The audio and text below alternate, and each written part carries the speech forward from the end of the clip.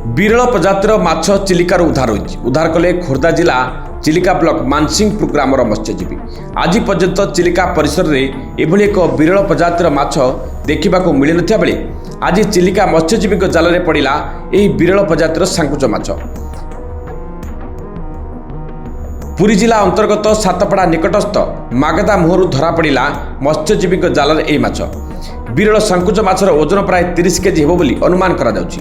ଉଦ୍ଧାର କରିଛନ୍ତି ଖୋର୍ଦ୍ଧା ଜିଲ୍ଲା ଚିଲିକା ବ୍ଲକ ମାନସିଂହପୁର ଗ୍ରାମର ମାନିଆ ବେହେରା।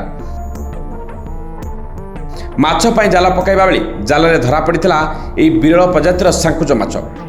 ସାଙ୍କୁଚ ମାଛ କଣ୍ଟାରେ ରହିଛି ବହୁତ ଔଷଧୀୟ ଗୁଣ। ବହୁତ ଦିନ ହେଲା ଚିଲିକାରେ ଏହି ପ୍ରଜାତିର ମାଛ ଲୋପ ପାଇବାକୁ ବସିଲାଣି। ଆଜି ଏହି ବିରଳ ମାଛକୁ ଉଦ୍ଧାର କରି ମତ୍ସ୍ୟଜୀବୀମାନେ ଆଶ୍ଚର୍ଯ୍ୟ ହୋଇଛନ୍ତି। ଏହି ମାଛଟି ବିରଳ ପ୍ରଜାତିର ହୋଇଥିବାରୁ ଦେଖିବା ପାଇଁ ବହୁତ ଆକର୍ଷଣୀୟ ହୋଇଥାଏ ଏବଂ ଏହି ମାଛକୁ ନେବା ପାଇଁ ବହୁତ ଦୂରଦୂରାନ୍ତରୁ ବେପାରୀମାନେ ଚିଲିକାକୁ ଆସିଥାନ୍ତି। ଏହି ମାଛର ଚାହିଦା ମଧ୍ୟ ବେଳକୁ ବେଳ ଅଧିକ ବଢ଼ିବାରେ ଲାଗିଛି। ଏ ସାଙ୍କୁଚ ମାଛର ଦର ସ୍ଥିର ନଥିବା ବେଳେ ଏହାକୁ ଯଦି ବିଦେଶକୁ ରପ୍ତାନି କରାଯାଏ କିଲୋ ପିଛା 3000 ରୁ 4000 ଟଙ୍କା ରହିବ ବୋଲି ଅନୁମାନ କରାଯାଉଛି।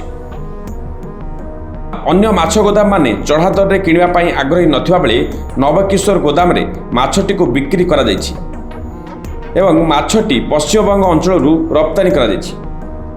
ଶଙ୍କର ଶଙ୍କର ମାଛର ମାଛ ନା କ'ଣ? ଶଙ୍କର ଶଙ୍କର କ'ଣ ଖାଲି ଶଙ୍କର? ହଁ ଖାଲି ଶଙ୍କର। କେଉଁ ଜାଗାରୁ ଧରିଲ? ମଗରାମରୁ। ଚିଲିକା ମଗରାମରୁ। କେତେ କେଜି ଅନୁମାନ ହେବ ଏଇଟା? ଅନୁମାନ 30 କିଲୋ ଖଣ୍ଡେ ହେବ। ଆଚ୍ଛା 30 କିଲୋ ନୁହଁ। ଏ ମାଛ କେବେ ପଡ଼ିଥିଲା ଜାଲରେ? ନାଇଁ ଫାଷ୍ଟ ଟାଇମ୍ ପଡ଼ିଛି। କେତେ ଜଣ ଚିଲିକାରେ ଯାଉଛ? ହଁ 8-10 ଜଣ ଯାଉଛୁ। ଖୋର୍ଦ୍ଧା ଚିଲିକାରୁ ସୂର୍ଯ୍ୟକାନ୍ତ ସାହୁଙ୍କ ରିପୋର୍ଟ, ସକାର ନ୍ୟୁଜ୍।